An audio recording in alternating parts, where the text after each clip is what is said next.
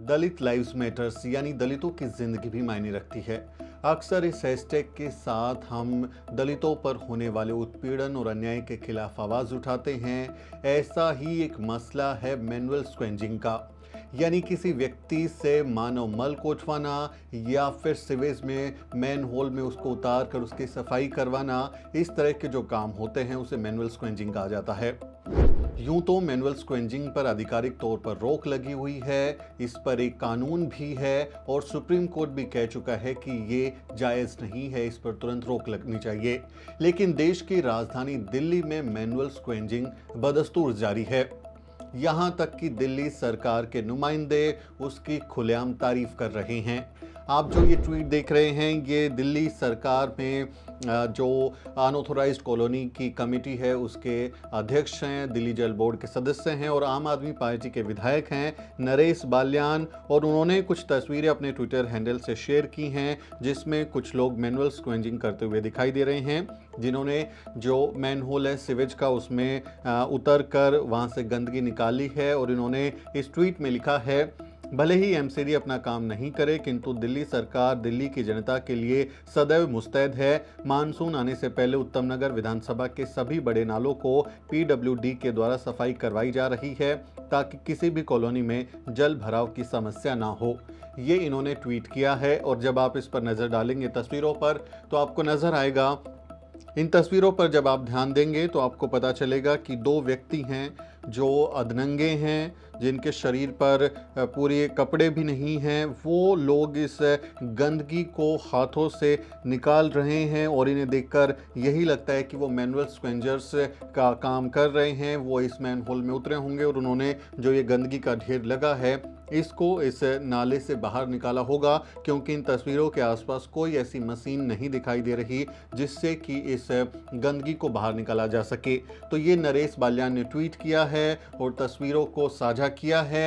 ये अगर आपको इसमें आपत्ति नज़र नहीं आती, आपको इसमें कोई समस्या नज़र नहीं आती तो आपके साथ ही कोई बुनियादी समस्या है, क्योंकि 21वीं शताब्दी के 22वें साल में हमारे देश में जो दावा करता है कि हम विश्व गुरु हैं, हम महान देश हैं, हम मंगल पर मिशन भेजने वाले हैं, वहाँ आपके फेलो सिटीजन्स को, आपके अपने लोगों को इस तरह से अपनी जान जोखिम में डालकर मल मूत्र में गंदगी में उतरना पड़ रहा है और उनके पास कोई सेफ्टी इक्विपमेंट नहीं है। आप देखें तस्वीरों में उनके पास ना दस्ताने हैं, ना ही मास्क है, ऑक्सीजन मास्क की, जब वो इसमें उतरे तो उनका दम ना घुटे, जहरीली गैस से उनकी मौत ना हो, ऐसा कोई मास्क नहीं है। ना ही इनको कोई सेफ्टी सूट पहनाया गया है कि जिससे इनका शरीर जो है वो बच सके, और ना ही इनको सेफ्टी बूट्स दिए गए हैं कि पूरी एक ड्रेस प्रॉपर इनको पहनाई जाए कि अगर ऐसी नौबत आए तो ये वहाँ काम कर सकें। ये खुले बदन, नंगे हाथों से, नंगे शरीर से, फावड़े की मदद से ये पूरी गंदगी साफ कर रहे हैं। ये तस्वीरें देखकर अगर आपको इसमें समस्या नज़र नहीं आती तो आपके दिमाग में कहीं ना कहीं असमानता का बीज है और आपको इसमें कुछ भी गलत नहीं लगता। ये इस पर विवाद क्यों है ये भी मैं इसलिए आपको बताना चाह रहा था, क्योंकि दिल्ली सरकार ने ऐसे बहुत सारे दावे किए हैं जिसमें उन्होंने ये कहा था कि हम अभी मैनुअल स्क्वेंजर जो हैं दिल्ली में वो काम नहीं होगा। और फरवरी 2019 में जो केजरीवाल सरकार है, अरविंद केजरीवाल सरकार, उन्होंने ऐसी 200 मशीनें खरीदी थी। 200 मशीनें खरीद कर उनमें उसका बाकायदा उन्होंने झंडे दिखाकर उनको रवाना किया था कि दिल्ली के ज़्यादातर वार्ड में, हर एक वार्ड में एक मशीन दी जाएगी जिसमें जो सिवेज की सफाई होगी या सेफ्टी टैंक की सफाई होगी या इस तरह की जहाँ पर सफाई की ज़रूरत है वहाँ अब मशीनों से काम कराया जाएगा, क्योंकि उसमें जाने से बहुत बार लोगों की मौत हो जाती है, वो हादसे ना हो इसलिए मशीनों से ये काम करवाया जाएगा। अरविंद केजरीवाल ने इसका खूब प्रचार किया था, बड़े बड़े होर्डिंग्स लगाए थे, अखबारों में विज्ञापन दिए थे, बहुत मेगा इवेंट की तरह इसको पेश किया गया और ये दिखाया गया कि देखिए हमें दलित जो वर्कर्स हैं, जो सफाई कर्मचारी हैं, उनकी कितनी चिंता है और अब उनकी जान को बचाने के लिए हमने मशीनें लगाई हैं। लेकिन ये तस्वीरें खुद उनके विधायक की तरफ से आई हैं जो ये बता रही हैं, ये साफ है कि दिल्ली में जो मशीनें 200 मंगाकर सफाई करने का दावा अरविंद केजरीवाल सरकार ने किया था, या तो वो गलत है, वो उन्होंने दावा जो किया था उसके मुताबिक काम नहीं हुआ, या फिर इनकी मशीनें जो हैं वो कहीं जंग खा रही हैं और जो ये मैनुअल स्क्वेंजिंग का काम है वो अभी भी इंसानों द्वारा कराया जा रहा है। और ज़्यादातर अक्सर कर्मचारी, सफाई कर्मचारी दलित ही होते हैं, मरने वालों में सबसे ज़्यादा इन्हीं की आबादी होती है, फिर भी ये काम मशीनों से ना कराकर इस तरह का काम कराया जा रहा है। अब इस पर जो है वो कई कानून भी हैं जिसकी बात करना भी ज़रूरी है। उसके बाद मैं ये भी बताऊंगा कि दिल्ली में कब कब ऐसी वारदातें हुई हैं जहां केजरीवाल सरकार की बेशर्मी फिर से सामने आई और फिर से उनकी ये झूठ की पोल खुल गई। इस तरह की जो सरकार की रिपोर्ट्स हैं वो भी मैं आपको ज़रूर दिखाऊंगा। मैं आपको बता दूं कि मैनुअल स्क्वेंजर्स एक्ट जो है 2013, उसमें बाकायदा इसके बारे में कानून है जिसमें यह कहा गया है कि कोई भी व्यक्ति इस तरह से काम नहीं कर सकता और अगर किसी व्यक्ति से इस तरह का काम करवाया जाता है तो उसको बाकायदा सजा का प्रावधान होता है। मैनुअल स्क्वेंजिंग पर वैसे तो 1993 में ही रोक लग गई थी, लेकिन साल 2013 में बाकायदा मैनुअल स्क्वेंजिंग प्रोहिबिशन एक्ट भी लाया गया और उसके बावजूद इस तरह का काम कराया जा रहा है। और इस एक्ट में बाकायदा प्रावधान भी किए गए हैं कि अगर कोई व्यक्ति इस तरह का काम करवाता है, ऐसे हालात में इस इंसानी ज़िंदगी को जोखिम में डालता है, तो उसके ऊपर बाकायदा 2 लाख रुपए तक का जुर्माना लग सकता है और उसे 2 साल तक की जेल हो सकती है मैनुअल स्क्वेंजिंग कराने वाले व्यक्ति पर। तो ये जिन लोगों ने ये काम कराया, ठेकेदारों ने, और जिन लोगों के आदेश पर ये काम हुआ, उनके खिलाफ शिकायत दर्ज होनी चाहिए और उन पर जुर्माना लगना चाहिए और उनके खिलाफ सख्त कार्रवाई होनी चाहिए।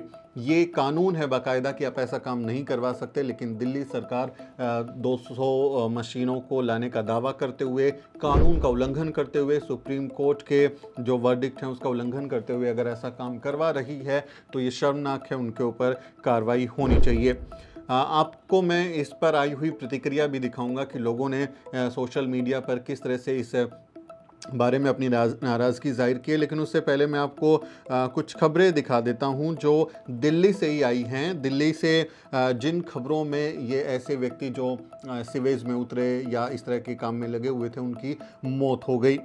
ये जो खबर है ये मार्च 2022 की है, यानी इसी साल मार्च महीने की 30 मार्च की खबर है, आज तक पर छपी। और दिल्ली के कोंडली इलाके में जो दिल्ली जल बोर्ड का सीवेज प्लांट था उसमें काम करने के दौरान 2 मजदूरों की मौत हो गई। यानी ये कोई प्राइवेट सेफ्टी टैंक नहीं है कि लोगों ने बुला लिया हो, दिल्ली जल बोर्ड का, दिल्ली सरकार का अपना जो प्लांट था उसमें मैनुअल स्क्वेंजिंग का काम कराया गया। लोगों को बिना सेफ्टी उपकरण के, बिना कोई उनको कहें कि ऑक्सीजन मास्क दिए, सिलेंडर दिए, उनको इसमें मैनहोल में उतारा गया और उनकी मौत हो गई। 2 लोगों की मौत हो गई, उनके दम घुट गए और ये 30 मार्च 2022 इसी साल की घटना है।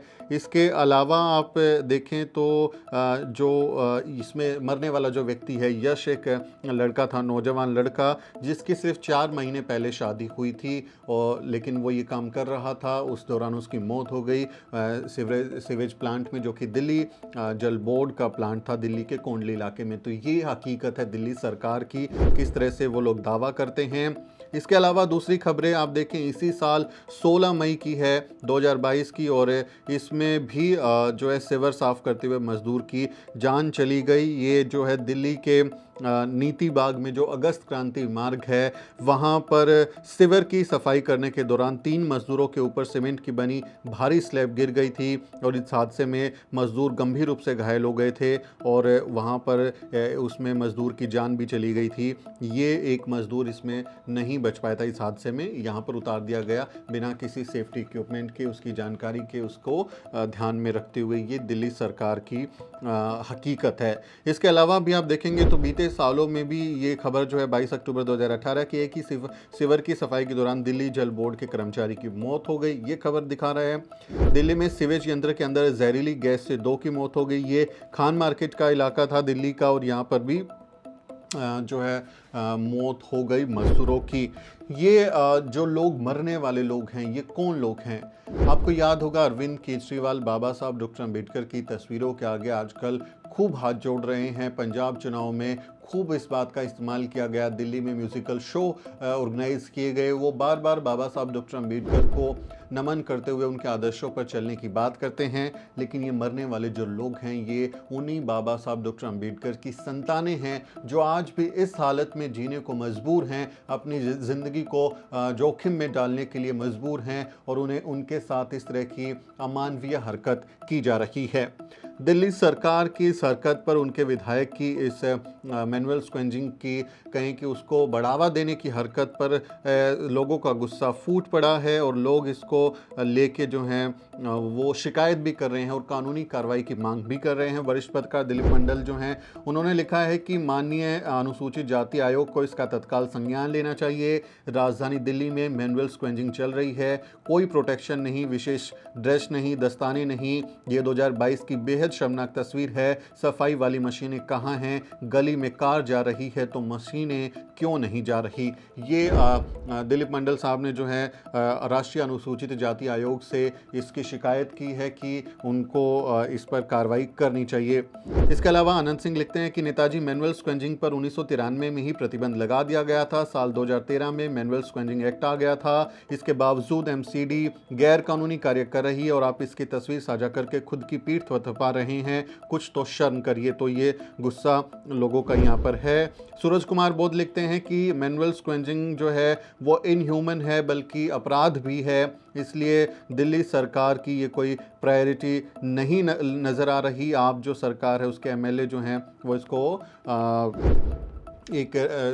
उनको रेड कार्ड दिया जाना चाहिए, उनके ऊपर कार्रवाई होनी चाहिए। सूरज कुमार बोध इसकी मांग कर रहे हैं। और ये जो हालत है, आपको बता दें कि इतनी सीरियस है हमारे देश में हालत मैनुअल स्क्वेंजर्स की मौत की कि हर 5वें दिन भारत में एक ऐसे सफाई कर्मी की मौत हो जाती है। और ये राष्ट्रीय सफाई कर्मचारी आयोग ने रिपोर्ट बाकायदा दी थी और उनकी रिपोर्ट में ये सामने आया था। उन्होंने कई राज्यों और केंद्र शासित प्रदेशों में इस बात का स्टडी की थी, आंकड़े जारी किए थे कि किस तरह से वहाँ लोगों को इस तरह की सफाई के लिए भेज दिया जाता है, मैनुअल स्क्वेंजिंग उनसे कराई जाती है और उनकी मौत हो जाती है हर 5वें दिन। आप देखें दूसरे जो काम होते हैं, चाहे वो किसी सेक्टर की आप बात करें, क्या उसमें हर 5वें दिन एक कर्मचारी की मौत होती है? लेकिन ये इकलौता शायद एक ऐसा विभाग है जहां हर 5वें दिन एक लाश उठाई जाती है और ये फिर भी इसके ऊपर कोई रोक नहीं लगी, कोई इस पर कार्रवाई जो आरोपी हैं उन पर नहीं हुई। बाकायदा सरकारी तौर पर उसका प्रचार हो रहा है। विधायक जो हैं, अधिकारी जो हैं आम आदमी पार्टी के, सरकार के, वो इस बात पे अपनी पीठ थपथपा रहे हैं कि देखिए हमने सफाई करवा दी बारिश आने से पहले, लेकिन इन लोगों की अगर मौत हो जाए तो इनको ना मुआवजा मिलेगा, ना ही इनको कोई जो संतान होंगे उनके लिए कोई एजुकेशन पॉलिसी होगी, ना ही परिवार को कोई आर्थिक सहायता मिलेगी, ना किसी परिवार के सदस्य को नौकरी मिलेगी। क्योंकि ज़्यादातर ये लोग ठेके पर काम करने वाले लोग होते हैं। जो ठेकेदारी प्रथा है उसके अंदर जो है 10,000, 8,000 रुपये में, 15,000 रुपये में ये लोग अपनी जान को जोखिम में डालने के लिए मजबूर हैं। ये सवाल भी बार बार उठता है कि क्यों दलित ये काम कर रहे हैं, ये काम करना छोड़ क्यों नहीं देते? ये बहुत ज़रूरी बात है। अगर मुमकिन है तो दलितों को ये काम नहीं करना चाहिए और उनको कोई ऐसा काम करना चाहिए जिससे वो अपनी पीढ़ियों को सुधार सके, ना कि इसी में रहें। लेकिन हमें ये भी ध्यान में रखना होगा कि क्या वाकई इन लोगों के पास में वैसी पढ़ाई लिखाई है, वैसे साधन हैं, क्या इनके पास वैसी स्किल्स हैं कि ये जो लोग हैं इस काम को छोड़कर अपना पेट पाल सकें, अपने परिवार की ज़रूरतों को पूरा कर सकें, या फिर इनको अभी बहुत सारी मदद करना बाकी है और ये मजबूर हैं क्योंकि बाकी जगह काम धंधा है नहीं और ये और कोई काम नहीं कर सकते। तो इनकी मजबूरी को भी ध्यान में रखना होगा। इसलिए बेहतर ये हो कि सरकार अपनी जिम्मेदारी समझें और ऐसे लोगों की मदद करें, उनके पुनर्वास के लिए मुआवजा दिया जाए, उनको स्किल्स कुछ ट्रेनिंग प्रोग्राम्स में शामिल किया जाए, उन लोगों को मुआवजा मिले। और ऐसे जब जगह पर सफाई करनी है तो मशीन क्यों नहीं जा सकती? क्यों आपकी मशीनें जो हैं वो ये सफाई नहीं कर सकती? आपने हर तरह की मशीनें खरीद ली हैं, दुनिया भर से हर काम के लिए मशीनें आ गई हैं, लेकिन इस मैनुअल स्क्वेंजिंग को रोकने के लिए, मैन होल में उतरने के लिए, गटर की सफाई करने के लिए, सेफ्टी टैंक की सफाई करने के लिए आपके पास मशीनें क्यों नहीं आई?